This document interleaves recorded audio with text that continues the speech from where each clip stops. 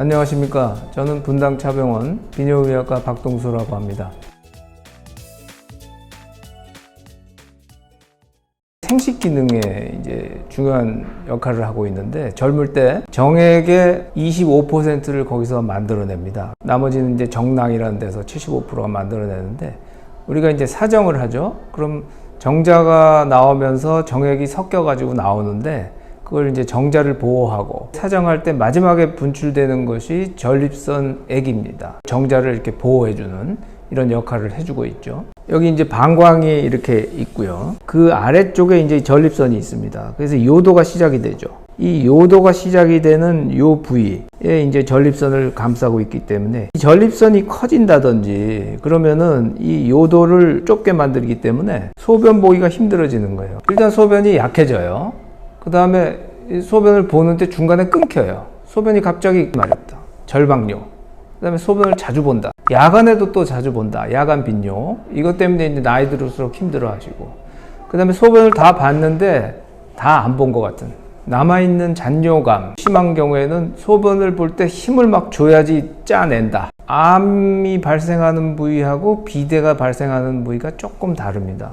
뭐 섞여 있을 수도 있지만 요도 중심 주위로 커지는 게 이제 이 전립선 비대입니다. 요거를 이행대라 그래요. 바깥쪽 부위를 말초대. 말초대는 암이 좀 많이 생긴다. 전립선이 덩치가 커가지고 이렇게 눌러가지고 소변을 못 나가게 하는 그런 경우도 있지만, 작은데도 불구하고 여기가 빡빡하게 이거 꽉 조이고 있는, 긴장되어 있는 그런 분들도 전립선 비대증이에요.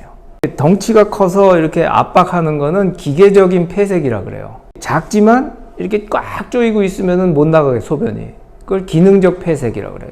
등치로 크게 누르고 있는 경우는 이 등치를 줄여주는 약을 쓰고, 이 긴장으로 꽉 조이고 있는 거를 풀어주는 거는 이걸 이완해주는, 긴장을 풀어주는 약을 쓰고, 이걸 두 개를 복합해서 쓸 수도 있고, 이렇게 되는 게 이제 전립선 비대증 약물의 치료죠. 긴장해가지고 여기 빡빡해서 소변 못 보시는 분은 수술해도 별로 효과가 없어요.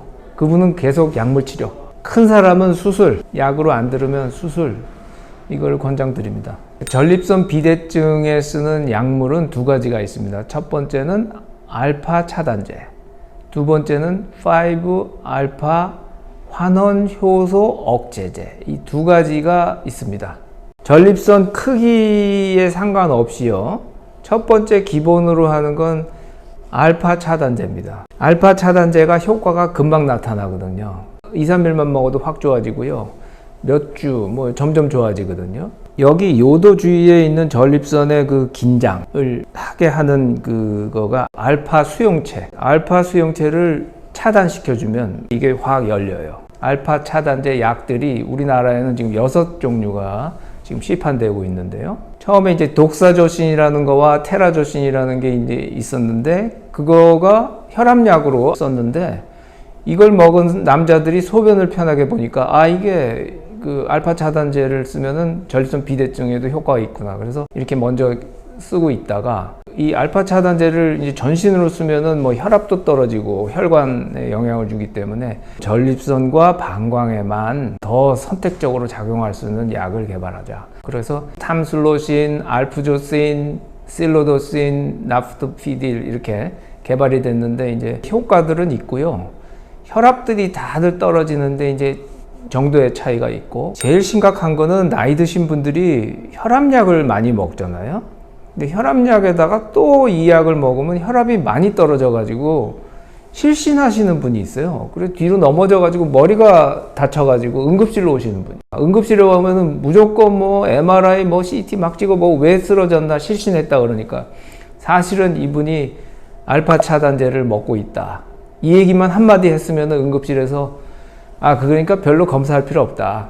혈압 조심해야 되니까 내과 가셔서 좀 혈압약을 줄이든지 이렇게 주의하셔라. 그러고 보내면 되죠. 안과 선생님들이 백내장 수술 등 안과 수술을 하는데, 이 알파 차단제를 먹었더니 긴장이 돼가지고 열리질 않아. 거기가 빡빡하게 조이고 있어가지고.